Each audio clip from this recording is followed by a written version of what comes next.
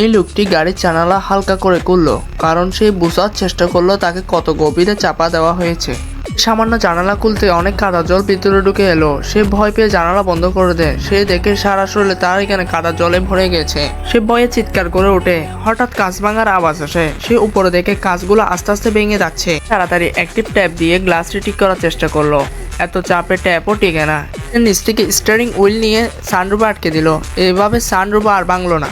খুশিতে পানি খেতে লাগলো। পানি খেতে খেতে লাস্ট চুমুকে তার মনে পড়লো এটাই তার শেষ পানি। সে দ্বিধা না করে সব পানি খেয়ে ফেললো। তার প্রেমিকের কথা মনে পড়ে সে স্থির থাকতে পারলো না। সে তাড়াতাড়ি তার গাড়িতে বড় কিছু খুঁজতে লাগলো। কাজে আসবে বলে মনে হয় না। তখন সানরুফের মধ্যে জল আসা শুরু করলো। সে চুমুক দিয়ে সব জল খেলো এবং ব্যাংকের কার্ড দিয়ে জলগুলা বোতলে ভরতে লাগলো। এক বোতল জল ভরে নিল। অক্সিজেনের জন্য চেষ্টা শুরু করলো। সে একটি স্টিলের পাইপ নিয়ে সেটি সানরুফ ভেদ করে উপরে পাঠাতে গেল।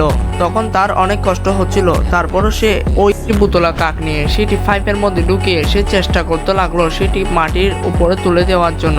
সে কাদা ভেদ করে স্টিলের পাইপটি বের করার চেষ্টা করলো। সে লরিটা দিয়েও চেষ্টা করতে লাগলো। চেষ্টা করার ফলে সে সফলতার মুখ দেখে সে বাহিরের মুক্ত বাতাস নেয় এবং সাহায্যের জন্য চিৎকার করতে থাকে। বাইরে সিঙ্গেল দেওয়ার জন্য পাইপের ভিতর ধোঁয়া দিতে থাকে। পরে তার কাল হয়ে দাঁড়ালো।